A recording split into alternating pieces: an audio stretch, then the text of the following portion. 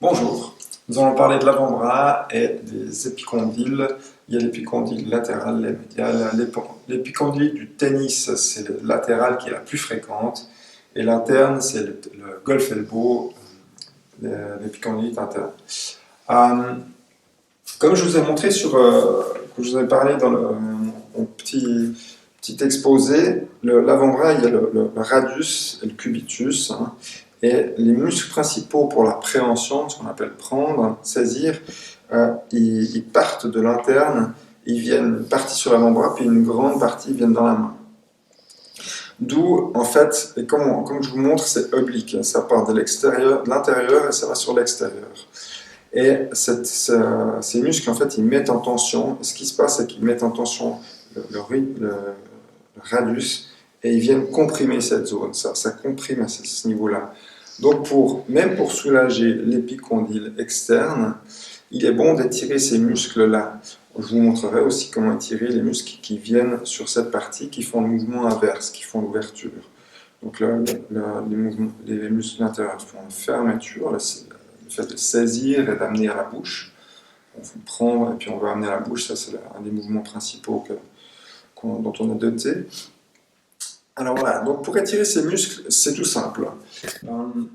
Il y a deux points, deux aspects. Un, étirer les muscles, et l'autre, pour les épicondylites, en HIIT, ça veut dire que c'est une inflammation du muscle, il y a les contractions qu'on appelle excentriques. On va parler en premier des étirements, après je vous montrerai une contraction excentrique.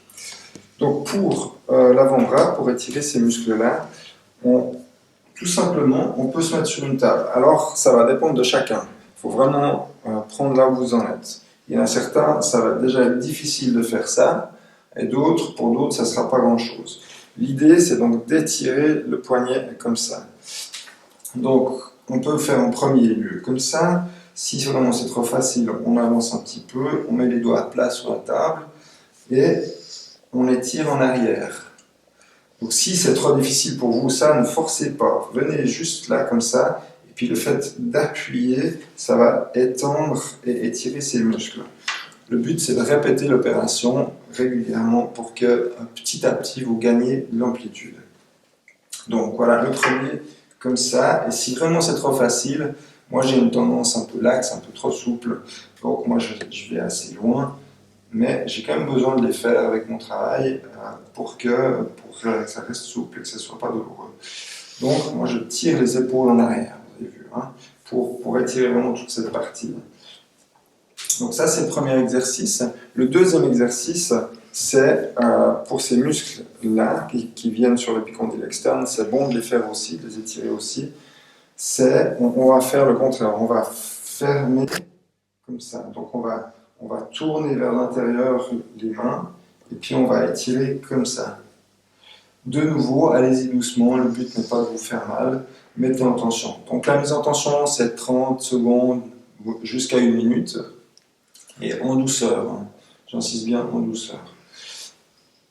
L'idée, c'est de faire une fois, après de reprendre l'autre et de faire aussi 30 secondes, 1 minute comme ça, et de répéter plusieurs fois.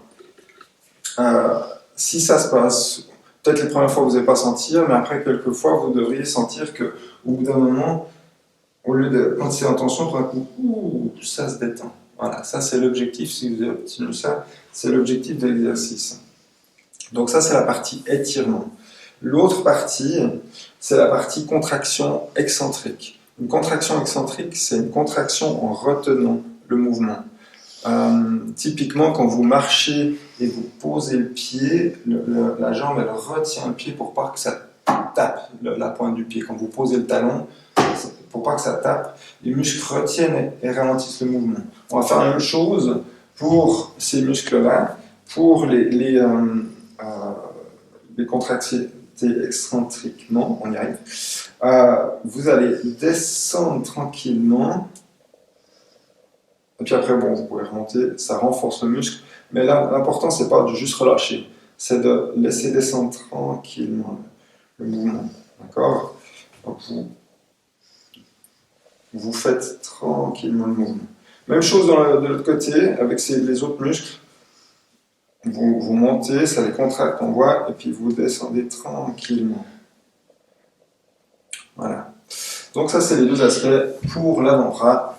Vous pouvez faire des contractions excentriques et vous pouvez aussi faire des étirements.